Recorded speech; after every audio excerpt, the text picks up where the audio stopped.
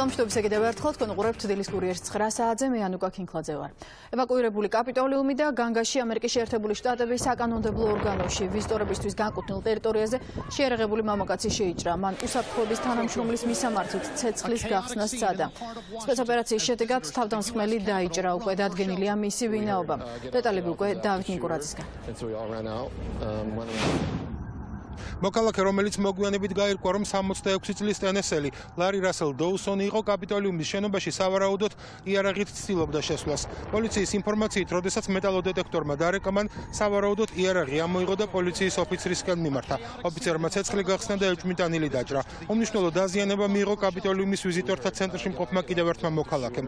ინციდენტის შემდეგ დაახლოებით 1 საათის განმავლობაში კაპიტოლიუმთან, ასევე სენატის და კონგრესის წარმომადგენელთა პალატის ყველა შენობასთან მისასვლელი გზები გადაკეტილი იყო. აქამდე მხოლოდ სასწავლო განგაში მქონდა გამოცდილი, თუმცა რაც აქ მოხდა, ყველაფერი რეალური იყო. სამართალდამცველები ამ შემთხვევაში დიდ პატივისცემას იმსახურებენ, რადგან ძალიან პროფესიულად და კოორდინირებულად იმუშავეს. ძალიან შემეშინდა, აქ ჩემთან ერთად ოჯახები იყვნენ ბავშვებთან ერთად. ყველა ძალიან შეშფოთებულები ვიყავით, მოხდარით. კაპიტოლიუმის ვიზიტორთა ცენტრში მყოფი ყველა პირი უსაფრთხო ადგილას გადაიყვანეს. კონგრესის სხვა სართულებზე მყოფი მოქალაქეები კი ადგილზე დატოვეს. ლარი რასელ დოუსონი სამართალდამცველებმა საავადმყოფოში წაიყვანეს, სადაც მას ოპერაცია გაუკეთდა. 2:39 p.m. an adult male მამაკაცმა, რომელიც კაპიტოლიუმის ჩრდილოეთ შესასვლელთან შემოწმებას გადიოდა, ცეცხლსასროლი იარაღი ამოიღო და პოლიციის ოფიცრებს დაუმიზნა.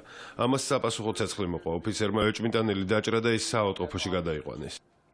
უსაფრთხოება ამ დღეებში ვაშინგტონში განსაკუთრებით დაცულია, რადგან ამერიკის დედაქალაქში ბირთვული უსაფრთხოების სამიძე დასასწრებად მსოფლიოს არაერთი ქვეყნის ლიდერი ჩამოდის. გარდა ამისა, ამ დღეებში, როდესაც ალუბლების ფესტივალს სააღდგომო დასვენებები დაემთხვა, ქალაქში უამრავი ტურისტია. მათი დიდი ნაწილი კონგრესის შენობების დასათვალიერებლად მიდის. ამ დროისთვის მოძრაობა კაპიტოლიუმთან გახსნილია.